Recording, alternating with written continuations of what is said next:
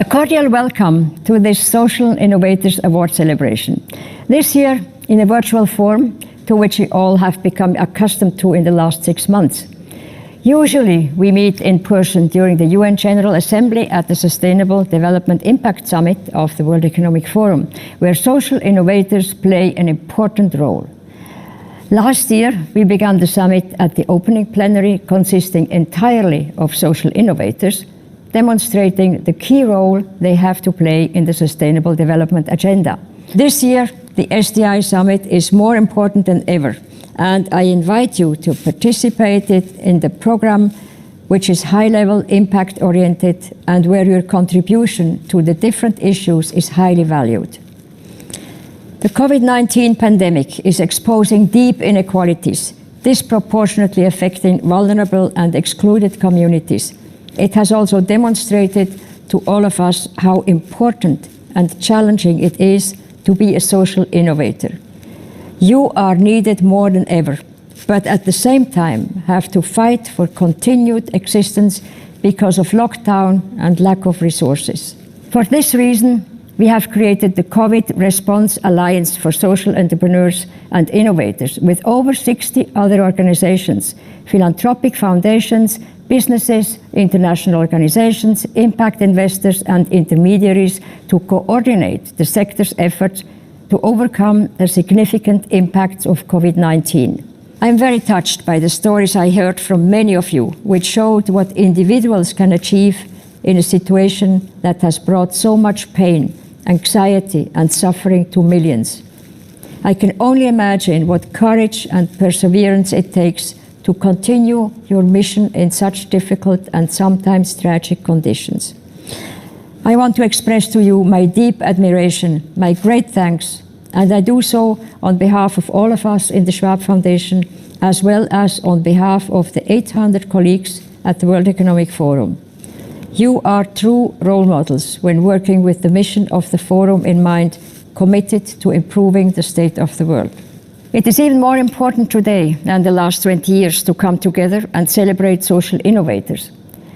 Social innovation must penetrate society and should become incorporated into all aspects of life. As you know, we have extended our community by integrating, in addition to the traditional social entrepreneurs, 3 more categories: corporate social entrepreneurs, leaders inside a company that address societal and environmental challenges, public social entrepreneurs, government leaders or leaders in international organizations, and social innovation thought leaders, recognized, respected experts and academics. And this year we went through a particularly intensive selection process where we felt we should spotlight the special efforts being made in fighting the pandemic and its consequences. What we need when we, hopefully, and thanks to a fair distribution of treatment and testing, move out of the pandemic is a common effort to create a more resilient, more inclusive and more sustainable world. We need a great reset. I want to introduce the President of the World Economic Forum, Børge Brende, who in his former position as the Foreign Minister of Norway acted himself as a social entrepreneur in the political field, very importantly, moderating the peace process in Colombia. Thank you so much, Hilde. It's really my great pleasure to congratulate this year's Schwab Foundation Social Innovators of the Year. You have done such an impressive job and work, and you join also such an impressive community. The Schwab Foundation's Social Innovators operate in over 190 countries, impacting the lives of 622 million people. That's impressive. By spotlighting local solutions and local capacity, and by working with partners across the forum's networks, This community is truly improving the state of the world. Today, as we respond to COVID-19 crisis and the pandemic, and stakeholders look to shape a recovery, the work you do and the way you do it with creativity, with purpose, and in partnership is ever more critical. Thank you. This summer, the forum launched a Great Reset. I hope you heard about it. This initiative is to address the urgent challenges we face in a way that delivers a more inclusive, sustainable, job-creating, and resilient future. From restoring the health of our people and our planet to renewing prosperity, an innovative approach is definitely needed. We can't continue, for example, to act like we have a planet B, because there is no planet B. This approach, the Great Reset, strengthens partnerships within and between societies. This is why the Great Reset is convening leaders from across business, government, and civil society for purpose-driven, action-oriented collaboration. We know that progress happens when we bring together stakeholders who have the drive and the influence to make positive change happen. Which is why we need passionate and values-driven champions such as yourselves part of this work. Your work building a more just and equitable world is crucial to shaping a stronger future. And you can act as a lighthouse community, inspiring others to take meaningful action. I think your work has been very consequential, and the time is now crucial to address the big challenges we're facing. And I'm heartened to see such a committed and innovative group of leaders as you represent. On behalf of the World Economic Forum, it is my pleasure to really congratulate you on this award. I wish you continued success and look forward to having you part of the World Economic Forum's community and continue to make such huge consequential impact in improving the state of our planet. I want to express my deep thanks to the Motsepe Foundation for their great partnership since many years, and I ask Dr. Precious Motsepe to address us. Dear Precious, as a medical doctor and in many functions, also as Chancellor of the University of Cape Town, you have shown your social engagement in many ways and how a privileged position with the heart in the right place can be used to do a lot of good. Your foresight in creating a platform to showcase and celebrate social entrepreneurship is at a point when all countries and global communities are battling to make sense of the many social and economic challenges that poorer communities have had to live with all these years. This is now a reality for even developed and wealthy nations. As the Motsepe Foundation, we feel hopeful as we witness this new normal, and we believe that the social entrepreneurs will help society to redefine our practices in this new era. We applaud you for your work in creating the Schwab Foundation for Social Entrepreneurship. By its very nature, social entrepreneurship, with its emphasis on social innovation and system thinking, is a winning business model for the majority of poor countries where health systems, education, and social security have been found wanting. Our social entrepreneurs use innovative business models and new technology to give hope to the millions of people living on the margins. We're seeing students whose career investments are at risk because they have no electricity or laptops at home. There are mothers who may lose their lives in childbirth because of the inadequate access to health systems, which are still reeling from the pandemic. And young people whose informal businesses have had to be shut down, leaving them and many of their employees and their families unable to sustain themselves. In the nonprofit sector, social innovators provide us with solutions that return exponential benefits, which is vital if we're going to attain the Sustainable Development Goals set by the United Nations. There is a 2.5 trillion funding shortage every year when it comes to investments towards these goals. The eradication of poverty and ensuring equal access to opportunity is everyone's business. But without adequate resources, we must advocate for improving our current investments, guiding our capital towards the innovators who are scaling transformations through changes to our systems, our processes, and our lifestyles. It begins with an idea, but to the innovators here today who took those ideas and made them into something meaningful, I virtually applaud you. In times of crisis, we rely on innovative thinkers like yourselves to guide our next steps. We look to your ideas and your inventions, and we find hope. What is particularly unique about social entrepreneurship is that it is able to break down sectors, shining a light on collaborative paths that we can walk together. We all know the African proverb, if you want to go fast, you go alone. But if you want to go far, go together. We are excited to walk this journey with you, and we reimagine our future together. We have now the immense pleasure to honor the awardees 2020, and I ask François Bonici, head of the Schwab Foundation for Social Entrepreneurship, to introduce them. Thank you, Mrs. Schwab. Social innovators are disruptors in the service of others, especially in situations where the market or traditional actors have failed.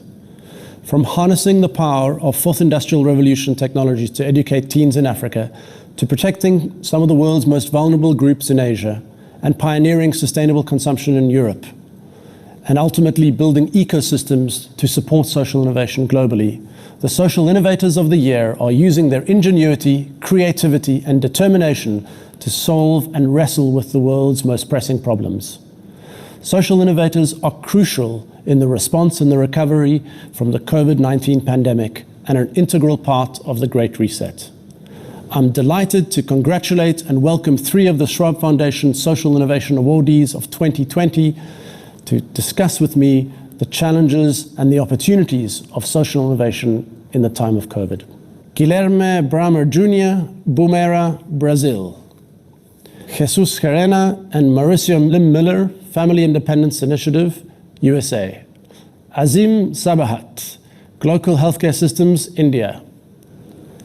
Adriana Barbosa, Preta Hub, Brazil. Ashif Shaikh, Jan Sahas, India. And now, in the Corporate Social Entrepreneur category, Prashant Mehra, Social Inclusion, Mindtree, India. Corinne Bazina, Danone Communities, Danone, France. Nicola Galombik, Yellowwoods Holding, South Africa. Hadi Wibowo, Sharia TBK, BTPN Bank, Indonesia. And now in the Social Innovation Thought Leader category, Jeff Shen Dongshu, Leping Social Entrepreneur Foundation, People's Republic of China. Tse Kakui, KK, Education for Good, Hong Kong. Ndidi Nuneli, Sahel Consulting, Agriculture and Nutrition, Nigeria. Catherine Clark, the Center for the Advancement of Social Entrepreneurship, Duke University, USA. And now in the Public Social Entrepreneur category, Ada Colau Ibayano, Mayor of Barcelona, Spain. Cynthia McCaffrey, UNICEF representative to the People's Republic of China. Congratulations to all of you and welcome to our community. And now we come to another exciting part of our meeting where we discuss the challenges to drive social innovation forward in this age of COVID-19 crisis and beyond. I'm delighted to now introduce our panel. From the Social Entrepreneur of the Year category, Lindiwe Matlali, founder and chief executive officer of Africa Teen Geeks in South Africa. In the Corporate Social Entrepreneur category, Corinne Bazina, general manager of Danone Communities, from Danone in France.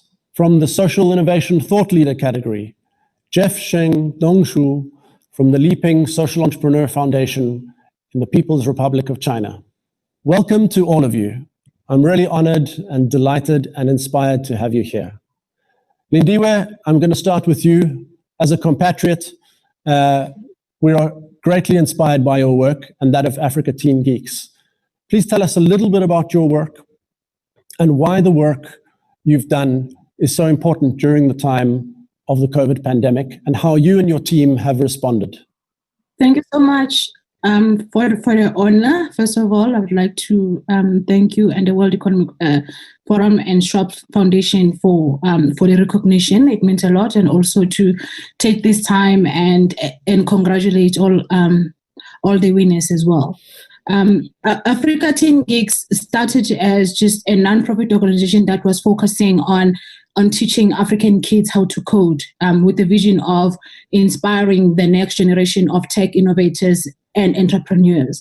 But our role has then evolved specifically on now we don't just focus on coding and robotics only, we also focus on STEM. I'm sure you are aware with the report that came that put South Africa as one of the least performing when it comes to math and science. So we cannot really start focusing on, as you are aware, with our president putting together the Commission on the Fourth Industrial Revolution, that we want South Africa to be a leader in Africa, really in innovation, specifically in the tech sector.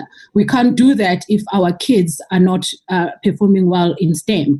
And a lot of the programs that are currently available, that are sponsored, they focus when the kids are from grade 10 to 12, basically their last 3 years of education.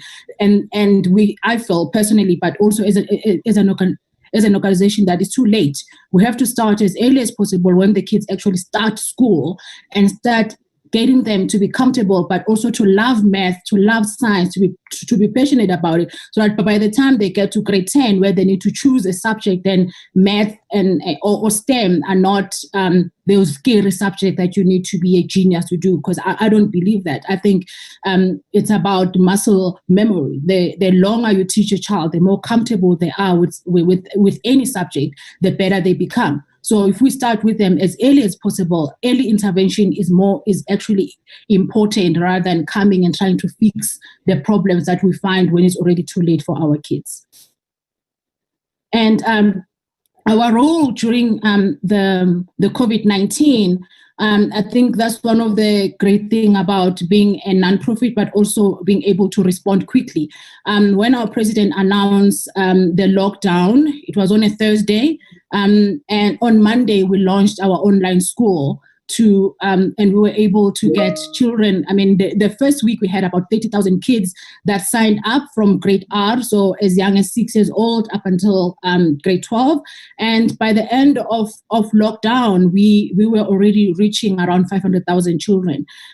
So that has really been exciting for us, but also being able to really develop a fully fledged school with a staff of about 110 teachers and running about 200 sessions every day. So that was exciting and chaotic, but really great to see how our teachers also were able to respond, because also all of them had never taught online. So we had to literally give them a 2-hour training session and then they had to really jump in there. And it's been so great to see how most of them were able to just go there. We had a teacher, for example, who didn't have a computer. He was teaching from his cell phone, but he also didn't have an internet, and his house was not so great. So he went and was teaching his class actually outside in a tree from his house.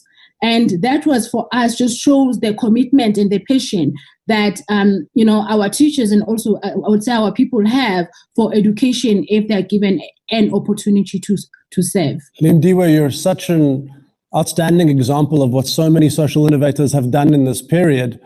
But it's because of the work that you've been doing for so many years that put you in a position to be able to adapt and respond and support, in your case, so many government teachers and government schools in being able to kind of roll out these programs in a way that sometimes the public sector were not ready to do because of what they had been facing and the severe lockdown that South Africa faced. So, I mean, great credit to you and your team for being able to do that in such a short period of time, but also it's such an example of why Social Innovators can be supporting government programs, but also running and developing their business with technology.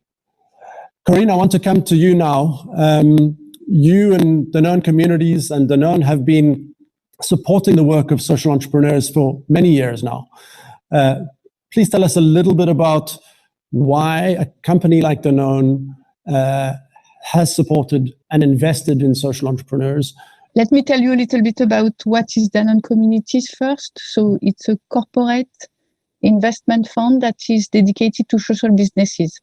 That means that my job, in fact, is to identify innovative social entrepreneurs that have decided to dedicate their life in order to solve a social issue. And the role with Danone Communities is to bring them the support they need, either capital, can be expertise, can be networking, so that they can create sustainable social impact at scale. So why a company occurs if you want to create sustainable value? Having said that, even if it was a conviction into the organization, we felt at some point that we needed something, a vehicle that was even more at the forefront in order to push Danone to accelerate toward its transformational journey. And that's why Danone Communities was created in order for Danone to be able to learn by doing, to explore different ways to do business, and also to inspire people within Danone as a kind of north guiding star, so that it helps people within the company to see and to feel and also to experiment that it's possible to do business in a different way.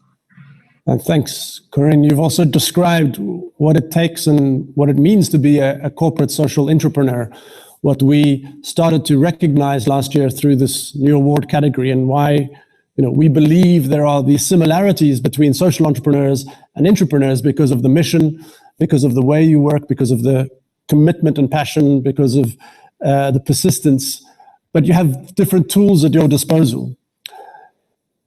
In the last year, we've seen stakeholder capitalism and the stakeholder approach get a lot of attention. Clearly, it's been the motto and the philosophy of the World Economic Forum for its 50-year history.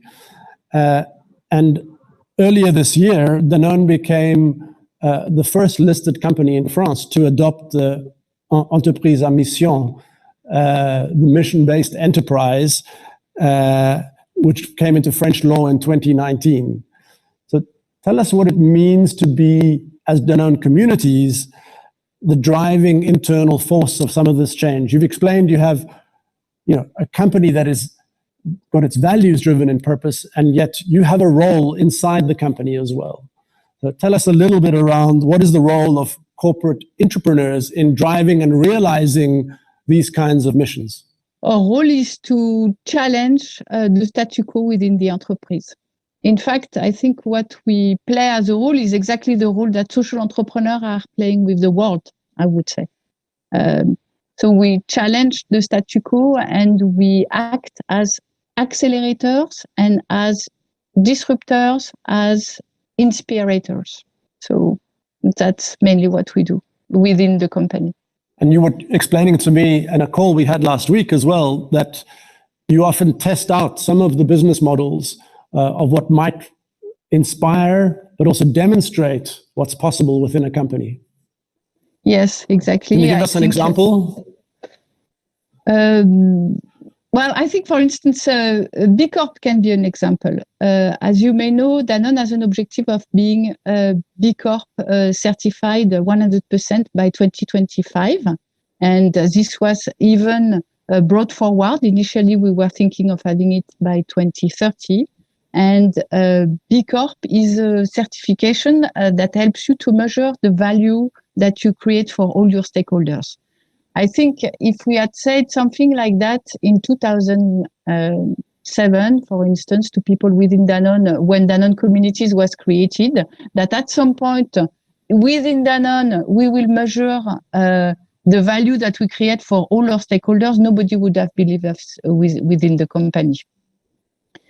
Because we did it with some social businesses, starting, for instance, by Grameen Danone, which was the pioneer one, where we said, we will measure in this business not only the financial value, but also the value we create for all the stakeholders within the value chain, which was an example to show that it's possible to do that in business, not only in a social business, but also in a classical business.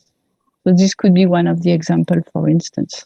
Thanks, Corinne. And that's been a long legacy. And now we see so many companies needing to and wanting to report on their environmental, social, and governance metrics. And you've been a trailblazer in that. So congratulations again. I want to now turn to Jeff and thank you for joining us so late in China. We're delighted to have you here. You have been a pivotal node, really a father figure of building the field of social innovation and social entrepreneurship in the People's Republic of China, recognized by so many people around the world. We're really honored to have you here. Tell us a little bit about the Liping Social Entrepreneur Foundation and your work over the years, and how social innovation and the practice of social entrepreneurship is different in the context of China. Thank you for your introduction, and great to have the honor to be the awardee of the Schwab Foundation and the World Economic Forum. So it's a really great honor. And congratulations to other awardees. So, I guess actually now we are calling ourselves as a catalyst and a wave maker and ecosystem builder for the social innovation society in China, for an inclusive society. But actually it takes a long time for us to recognize that. So about 18 years ago, when I sold out my .com company, started thinking about how to get into the social development sector. All in our mind is how to leverage market power to help the poor. So we become serial social entrepreneurs and venture creators. So we set up about 6 social enterprise and B Corps in China, like microfinance one, early education one, vocational training and job creation one for the rural migrants, and even for affordable housing. With that direct service, we almost served 1 million people here in China for the past 15 more years. And about 10 years ago, we are thinking how to leverage our potential for more impactful jobs. So we think maybe we have the expertise to partner with great partners. We try to really make a new system in China for the social innovators, a new ecosystem. Because in China, I think one special thing is actually business sector is the foundation of the civil society, which is quite different from the others. So how to leverage the business power, how to leverage the tech power for good is really a main challenge for us. And with that, I think we actually find another position is quite suitable for us, is help those social innovators from their -1 to 0.5 stage. I mean, when people cannot judge how risk it takes, we can help them in that stage. It really makes a lot of new things can be happen. My daughter are very happy recently because she just joined a new type high school, a high school raised by a high school graduate. So the principal of the high school is just now 23 years old. His name is Jason Wang. So Jason actually set up this new type high school, a creative high school, about 3 years ago. At that time, I think he was 20. So he gave up the opportunity to be a college student in the United States about 4 years ago. He decided to use his expertise with his roommates in China to found a new type school, because I think he understands that one challenge for lots of people like him and my daughter age is they waste a lot of time in the classroom to do lots of exercise for a high school.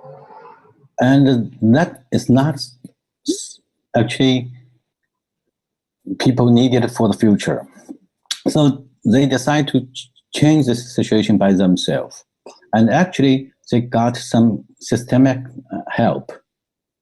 Jason got a lot of people help from traditional educators, from new type investors. So actually, they didn't do this high school as a non-profit first. They do the high school as a B Corp. With that, I think Jason understands how to leverage entrepreneurship and the volunteerism together. Thank you, Jeff. And not only have you proven with your life's work that you believe in this approach, that the bottom-up approach of seeing solutions develop and see what works, but clearly you're putting your daughter in the school as well, and so you fully believe in this approach. It's clear that next generation will also lead us, and I think this is the work of Lindiwe as well, is to empower them.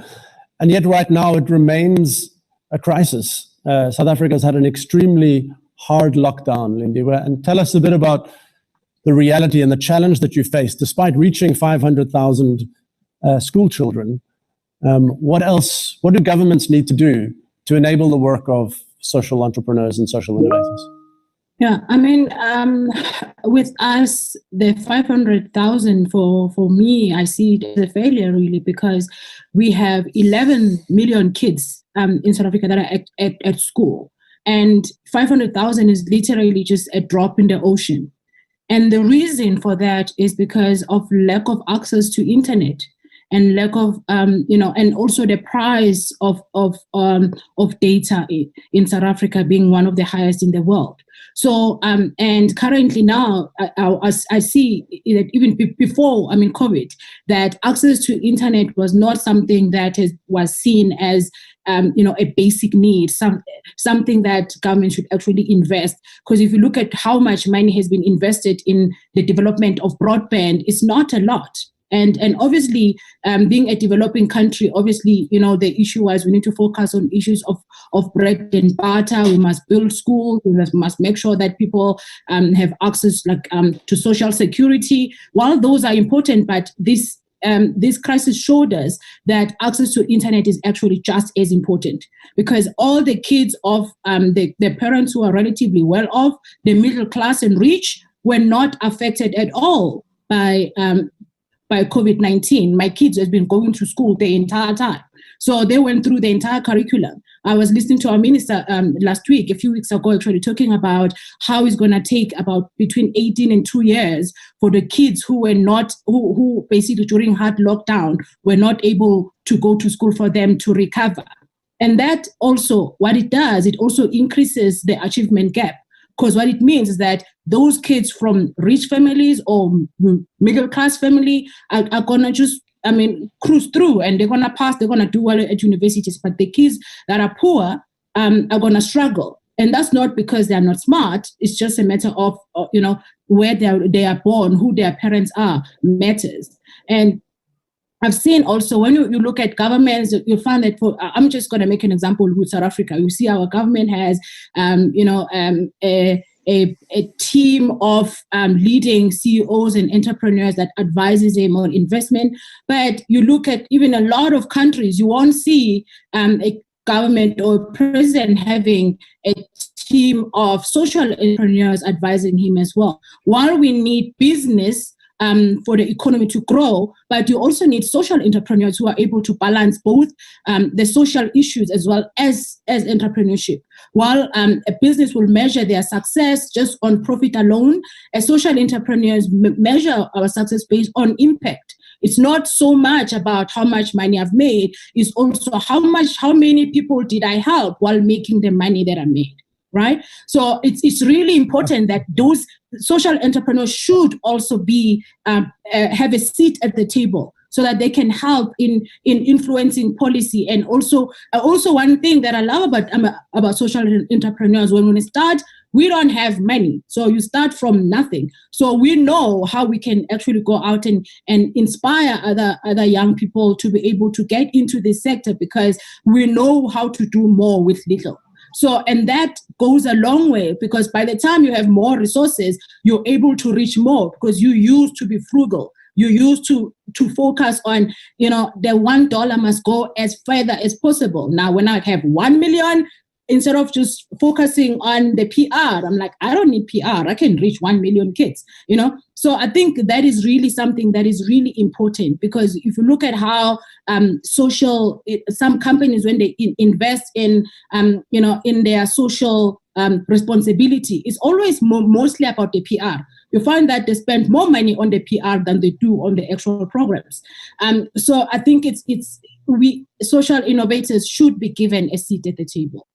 Thank you, Lindiwe, for showing us the values at the heart of Social Innovators. You really embody that in all that you do. And just thank you again for your work. Corinne, as we come to the close here, it's clear that the year ahead is going to be a difficult economy for all organizations, both for-profit companies and non-profits. How do you continue to sustain your work and continue to convince a large corporation that this work is important now more than ever? You're right. It's going to be a challenge. And I think it's also going to be an opportunity, because I think that now it's clear for everybody, for individual consumers, people, that things are interconnected. Congratulations again, and to all of the awardees, a warm welcome to the Schwab Foundation community, an incredible community that makes us each day get up, and despite what we read in the papers, we know there is an incredible hope for the world. You represent tens of thousands of social innovators around the world who look up to you. We salute you, we honor you, we celebrate you, and we thank you. Goodbye. Thank you for a fascinating discussion. I really hope to meet you all in person next year. And finally, I'm thrilled to introduce to you now a celebrated musician and dear friend who spontaneously agreed to conclude our celebration with short remarks and a piece of music. The world-famous cellist Yo-Yo Ma. Thank you, Hildy. I am so excited to be here today, welcoming the Social Innovators of the year 2020. The Schwab Foundation and Hildy have been unwavering in their support of this community, because you are so important to the world. And let me tell you something that I think that you have done. You have improved the lives of people around you in the world because you care. And I think that's one of the most important things to start with and to end with. You care. You care because when people are hurt, you hurt. You care because you have been able to listen to what the needs are of people. You care, therefore, about the environment, about the sustainability of the environment, about how we consume. You care about people's health, people's education. You care about rural development and job training. You want people to find jobs. And you care about human rights inequality in places all around the world. So I am so excited that you are adding to what is going to be an improved state of the world, which is the mission of the World Economic Forum. And in order to thank you, I would like to play for you two little pieces of music. One is called Simple Gifts, and the second one actually has everything to do with listening, because the composer of that work did very much like what you did, is you listened. And that's how he taught his students. He taught his students, he said to them, don't compose like me, but just listen. Listen to the music around you. Listen to what people are saying through their music, whether it's the indigenous Americans or to African Americans or immigrants all around you. And his students, guess what? They listened. And then they became teachers. And when they became teachers, they taught their students to listen. And it took 2 generations of people listening that created the unique voices, innovative voices of Aaron Copland, Duke Ellington, and George Gershwin. So the composer, the teacher, is Dvorak. It's Coming Home, where we're starting with a thank you of Simple Gifts, and then coming home as gratitude for everything that you have accomplished and are going to accomplish.